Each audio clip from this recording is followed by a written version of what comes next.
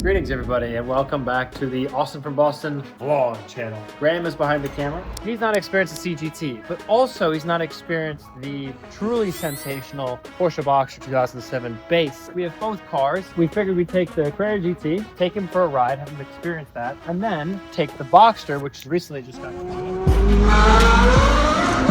Oh my gosh. 20-year-old car.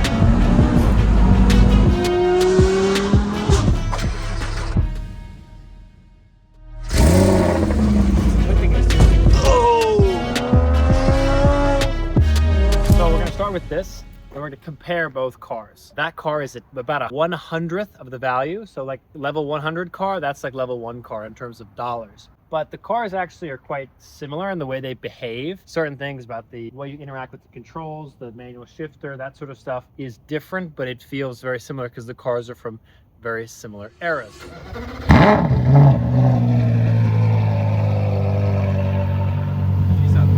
Because this car has no stereo, you can see here just as the V10 plaque, I have a Bluetooth speaker that I set up behind my head, which I can activate like this.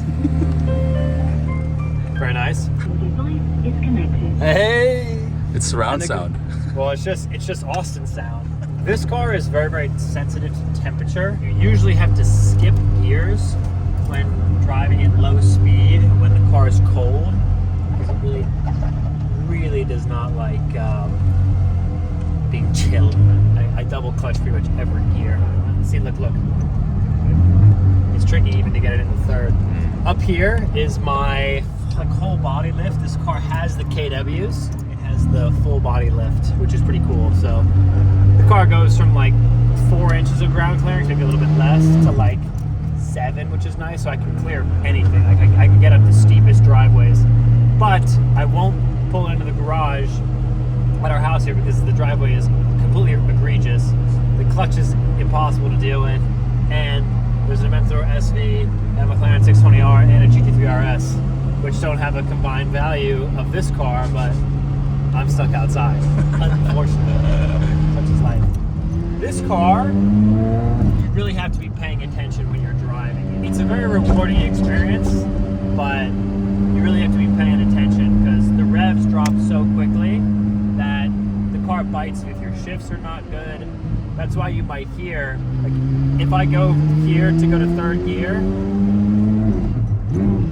like I'm gonna flip the revs so that I get the shift just right, because if you don't do that, the revs drop so quickly that the car becomes unmanageable. It's literally like driving an older race car is what I would say the best feel of it is. And now, why is this like older race car feel so interesting? You can feel that the car was on the cutting edge of like engineering in terms of what was possible for the time, in terms of making the car go fast. But the rewarding part of driving, like the manual transmission, the super lightweight clutch, all of these things, although difficult, they reward the experience, because if you get it right, it's so rewarding, which is really, really fun. I can still feel the transmission isn't warmed up yet, so I have to be smooth and direct with my shifts. Once the temperature heats up in the trans, it's not as bad, but like even at lower speeds, listen, like I want to move through the gate slowly, not just grab the gear because it'll go.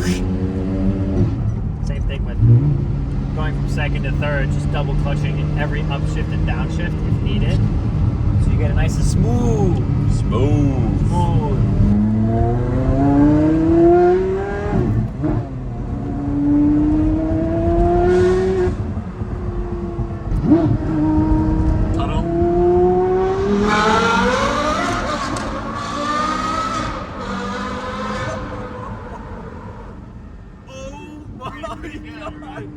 That V10 is so loud. It's just thunderous. And this is still, this exhaust is resonated and it has cat still, which is a big bump. So it's going to get even more aggressive. It already just completely fills your ears. Like there's no space for any other noise. It's really pleasant.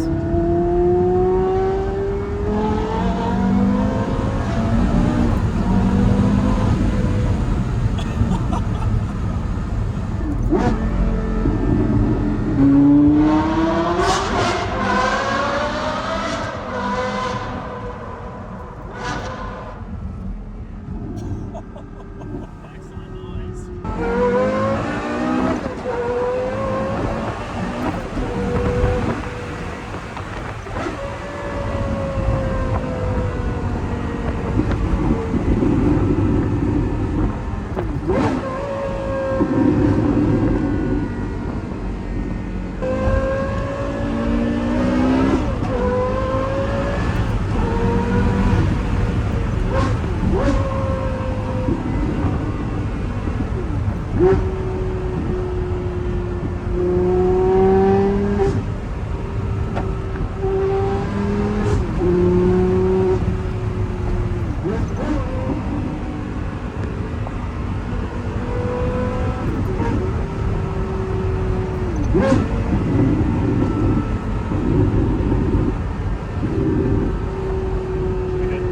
my gosh.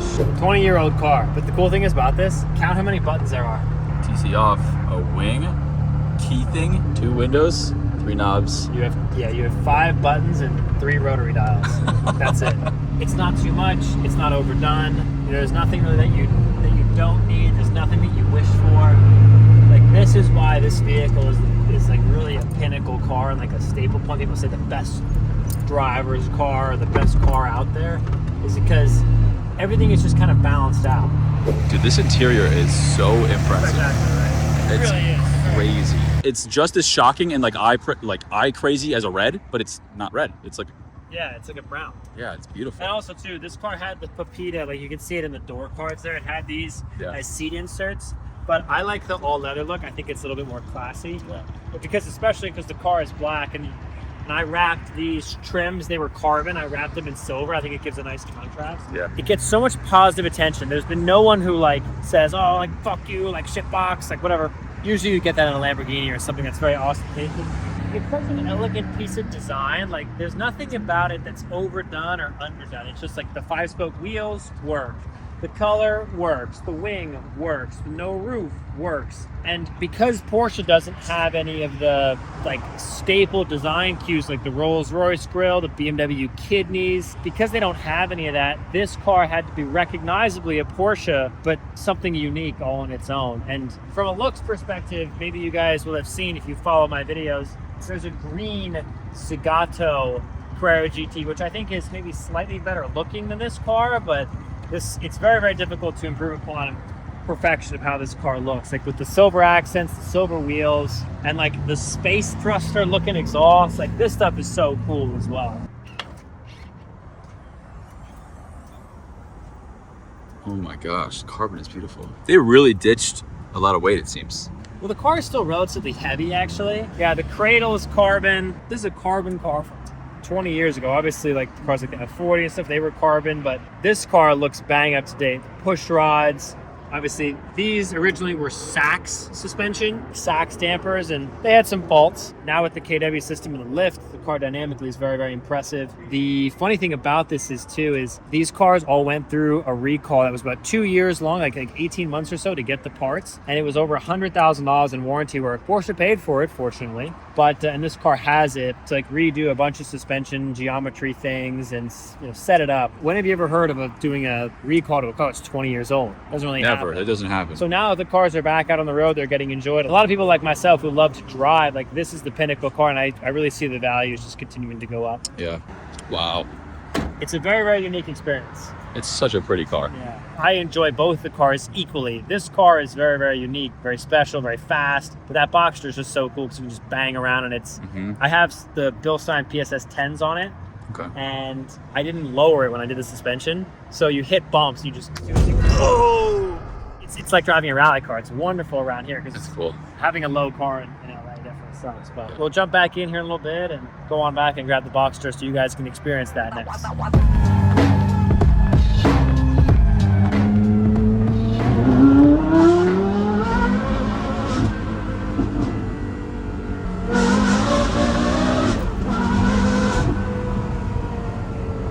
Sick. So cool. So gnarly.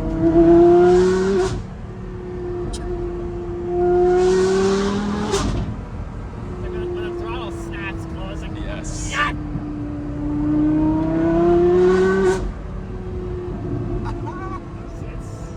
You don't get that in other cars It's at all. quite the experience. Maybe you get it in a 2007 base Porsche Boxster. These are 2 keys. Now that we have the key, we got it back. Look at how nice the Boxster looks. Just got a little wash. My headers are still leaking. I still have a check engine light. It's so interesting. They're so similar, but so different. All I see Level is just 1 2 car, Boxsters. Level 100. Let's see how much oil sprays out of this car. Ooh.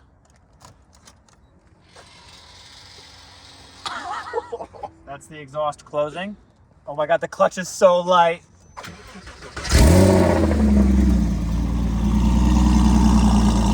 Oh wow. Let me tell you. Wow. Electronics. Oh, magician. Wow. Oh, the underglow is working on this side. Oh. A glowing automobile.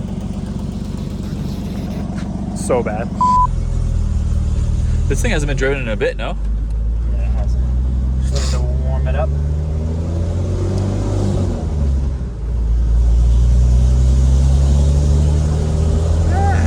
Not bad. Yeah. A little bit more buttons, maybe. Yeah. We got Apple CarPlay in this mode. See, I don't know. This is an excellent vehicle. Now that it's like nice and super clean too. Yeah, and it's a lot like. Imagine if we saw another Carrera GT. I'm like, wait, I have one. Wait, I promise. The guy looks at me and goes, "Get lost, pal." So the good thing is too is you can. Oh! You just hit bumps, but maybe not. Want to talk more about it? How it feels? Oh! Oh! Concussive. Usually this thing handles these bumps quite well. That's a lot better. That's better. We didn't catch air on Hit 'em that. sideways, I guess. Yeah. Well, this thing feels different but similar. Like the steering wheel feels about the same in my hands, and it's noisy. And the shifter and everything in the transmission feels completely different. The clutch is extremely easy. It feels like I'm driving a Citroen C1 manual with how easy the shifter is in comparison to the other car. Because the shifter in the CGT is like up here where the hazard light is. Yeah, it's like it's like you have to reach it's like right here. Little elevation change. This car kind of forces you to do everything slowly, which is kind of nice. Sounds good. Yeah. Like I'm not really in like a rush.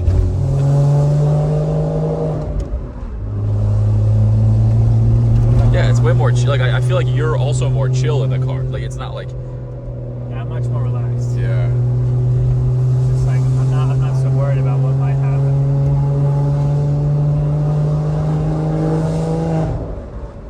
It still sounds phenomenal.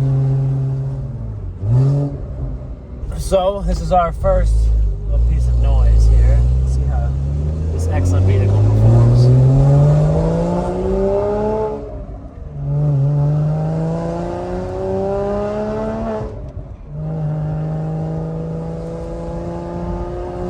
So this car,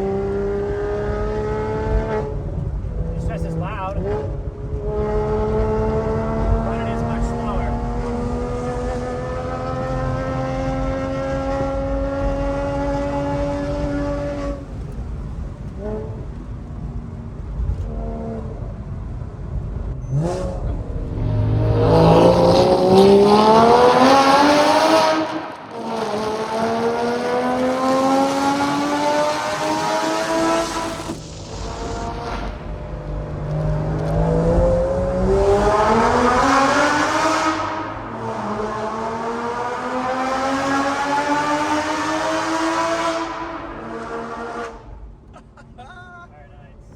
That is insanely loud. Have you never been in this car? No, I don't think so.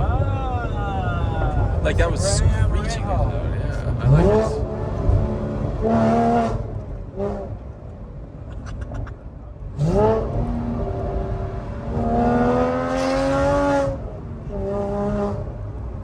So the tunnel runs are actually longer because it's slow, but it's loud as well. Correct. There's more hearing damage. Yes, I like such things.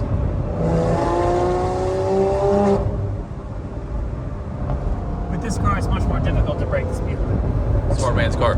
Of course, we would never do that anyway.